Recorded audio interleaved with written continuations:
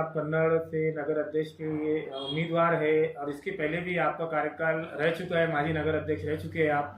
तो मैम, आप कौन से साल में नगर अध्यक्ष थे और नगर अध्यक्ष जब थे आप, आपके कार्यकाल में यहाँ की जनता की समस्या का निवारण कैसे किया?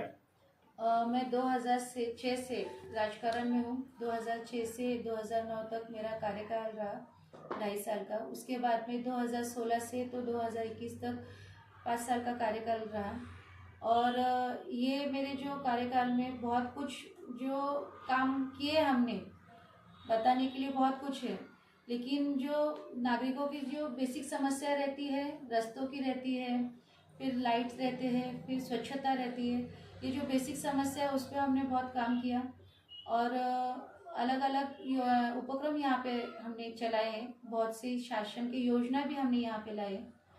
और स्वच्छता मुहिम में हमारे कन्नड़ का क्रमांक भी आया है महाराष्ट्र में। मैम, आपने माजी सैनिकों के लिए भी काम किया है, उस ताल्लुक से बताइए।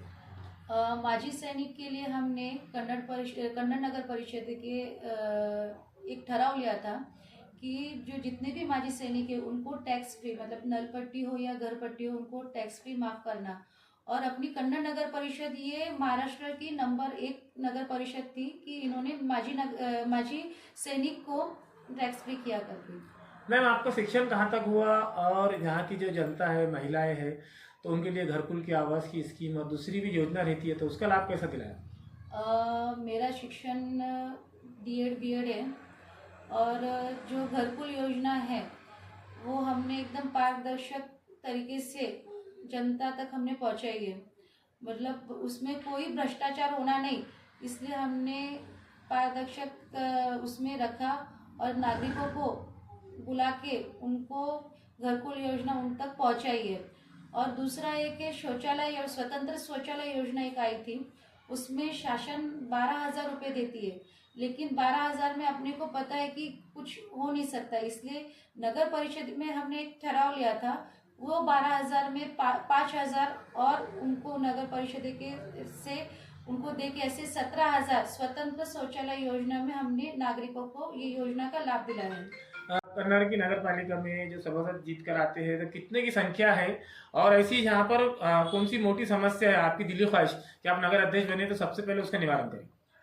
अभी तो 12 प्रभाग है, 12 प्रभाग में 25 नगर सेवक उम्मीदवार खड़े रहने वाले, तो हमारी तो कोशिश रहेगी कि 25 के 25 चुन के आना करके, और चुन के भी आएंगे, इतना हमको हमारे पे विश्वास है।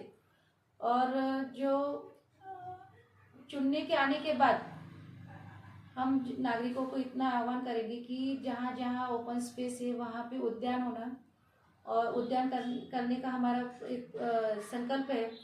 और जहाँ पे जो बेसिक जो प्रश्न है नागरिकों के, कि जो रास्ते हैं, जो अंडरग्राउंड ड्रेनेज लाइन है, पीने के पानी का जो है, वो सब मतलब जन नागरिकों तक पहुँचाना। मैम, आपका नाम बोलिए, आपके कौन से पार्टी से आप खड़े रहने वाले हो, पक्ष का नाम बोलिए। मेरा नाम स्वाति संतोष कोल्ले। मैं राष्ट्रवादी कांग्रेस पार्टी अजीत दादा गढ़ इनके तरफ से नगर अध्यक्ष की इच्छुक उम्मीदवार हूँ। हमारी निशानी घड़ी है, तो मैं नागरिकों को आह्वान करती हूँ कि इस बार, आज तक आप लोगों ने हमको बहुत प्यार दिया, बहुत सहकार्य किया, इस बार भी आपने ऐसे ही सहकार्य कीजिए और हमारे सभी उम्मीदवार को चुन के लाइए। महिलाओं के लिए तो काम किया है, तो युवा भी रहते हैं और किसान भी रहते हैं, तो किसानों को भाव वगैरह ज़्यादा मिलता नहीं, वो भी थोड़ी समस्या रहती। आप नगर अध्यक्ष बनी है, तो युवाओं के लिए और किसानों के लिए उनकी समस्या कैसे हल करें? नगर अध्यक्ष मतलब जो आपने जो प्रश्न आपने रखा है कि युवाओं के लिए और किसानों के लिए, युवाओं के लिए तो मैं इतना ही कहूँगी कि ज़्यादा से ज़्यादा युवाओं को रोजगार उपलब्ध होना चाहिए। उसके लिए हम शासन का जो पाठपुराव करेंगे, और नया कुछ कन्नड़ शहर में एक प्रकल्प लाके उनको रोजगार मिलेगा, उसके लिए हम बहुत कोशिश करेंगे। मैम, कन्नड़ में कितने की बॉडी रहती है, यहाँ पर कितने सभासद रहते हैं? 25 की बॉडी है। और आप नगर अध्यक्ष बनते हैं तो कितने की मतलब सभासद को जीत के लाने की है, मतलब आपको दिमाग में?